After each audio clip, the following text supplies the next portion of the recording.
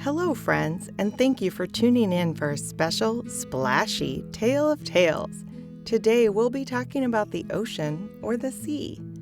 And as many listeners have requested, this is a story about Taffy, Power Dog's first cousin, and Tuffy's twin sister. We have sometimes referred to her as the bravest dog in all of Dogland. But another quality she has that I really admire is her curiosity. Do you remember that Taffy loves the ocean? She felt so happy whenever she was swimming in the sea, but she was also so very fascinated by anything having to do with the ocean, whether it was the way waves work, what lies in the deepest parts of the ocean, or what can be found along the shores. Her love for the sea and eventual desire to study it started when she was a very young pup.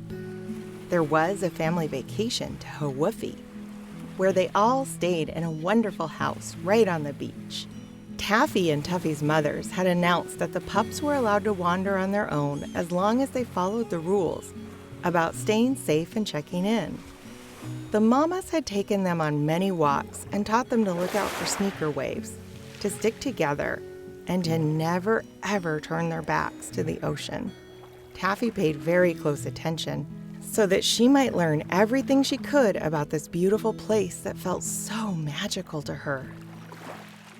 One evening, the mama said that the tide was very far out and told the pups where they could stay safe and play before bedtime cuddles and reading.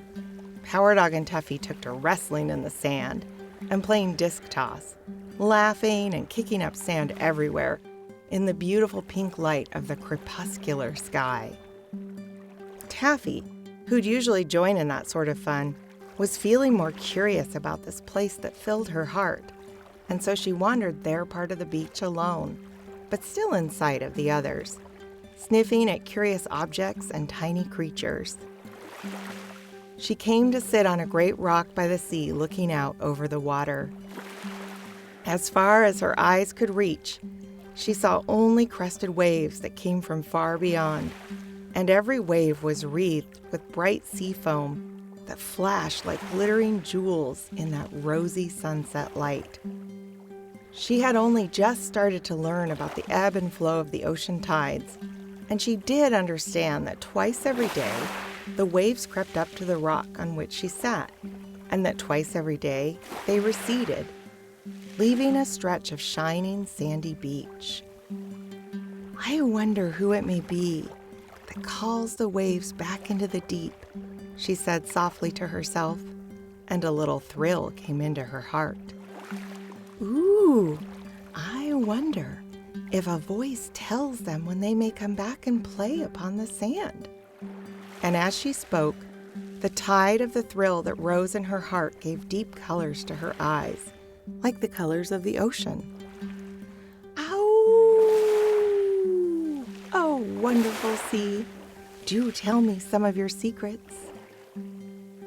Now, as if to give her an answer, a great unexpected wave, certainly the kind that the mamas had warned the pups about, rose up with a crest of foam from the deep green and purple far-off currents and broke upon the shore all the way up to the rock with a roaring sea laugh almost at her feet.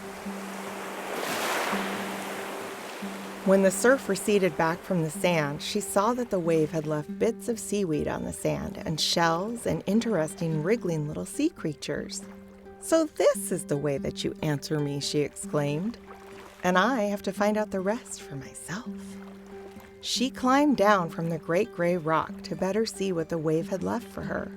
At first, she saw only broken up shells and coarser rocks that lay exposed. But as her eyes grew accustomed to searching, she found countless treasures that had been left on the sand, in coves and confined to the tide pools around the base of the great gray rock. The longer and closer she looked, the more she was rewarded. The more she saw of the little sea wigglies, the more she loved them. And the more she loved them, the more she was able to find. There were little fleets, tinted and fragile, such as she had never seen before, stranded upon the beach. Scores of tiny, beautiful objects, or perhaps beings, lay glittering for a moment in the light, then buried themselves in the sand from sight. "I wonder what they all are," she said aloud. "I wonder where they came from. I wonder, how can they bury themselves so quickly in this sand? In fact, I wonder too, where the stretches of all this white, silvery sea sand comes from," she thought to herself as she looked all around and wondered if she might just get the zoomies all by herself. Do you all know about the zoomies? If you have a family pet, then you may have already seen an individual get the zoomies. It is also possible that you have gotten the zoomies. I myself have seen my co-writer get the zoomies. This is a popular and silly word for when a dog or cat or kid or, well, pretty much any living thing gets a burst of crazy frenetic energy. And that burst of energy could make that individual run as fast as they can in circles and zoom, zoom, zoom, zoom, zoom all around until they burn off that quick burst of crazy energy. Taffy looked all around, laughed a bit to herself,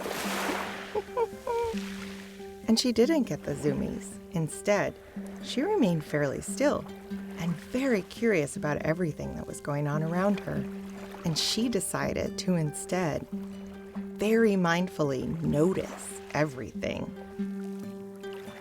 She took in a great big sniff,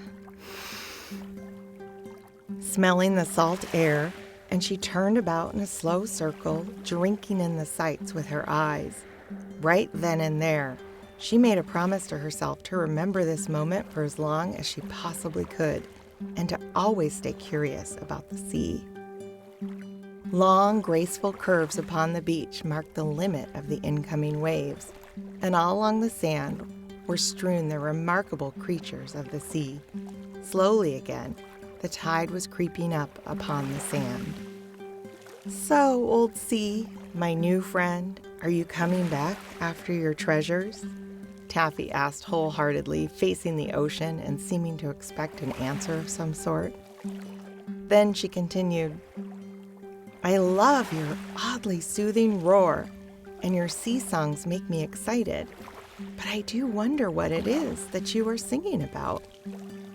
I want to know where your bright waves come from. Ahoo!" She howled into the wind above the waves. "Oh, I wonder and wonder and wonder so many things."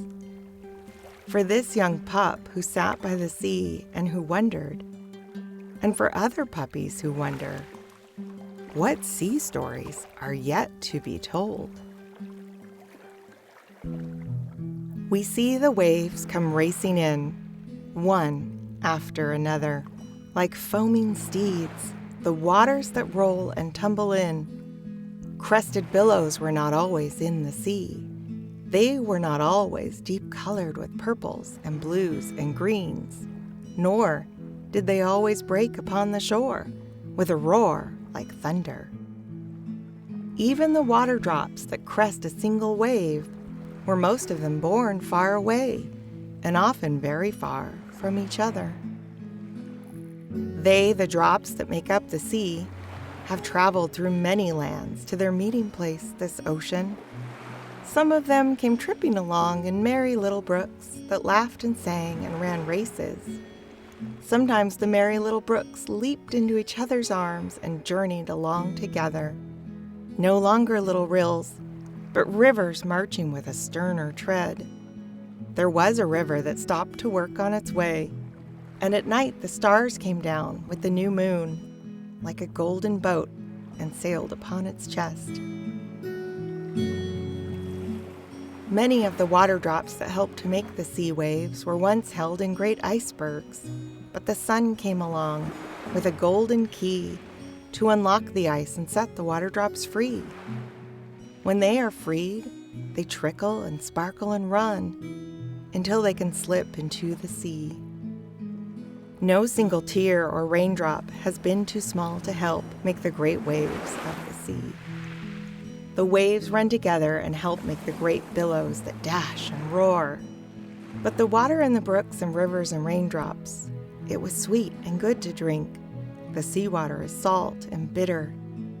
That is because the water that has traveled through many lands has brought some of the salt and the bitterness out of the soil it has washed over. Openings in the seafloor also share their salts.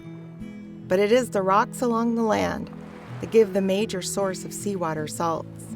Slightly acidic rainwater that falls on land erodes rocks in its journey to the sea. Every drop of water that travels to the sea brings something along with it.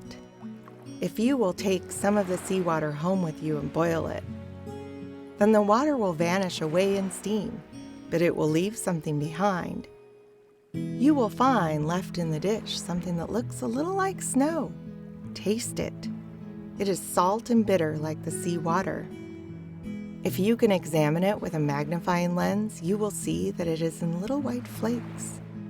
They are in many shapes and are called crystals.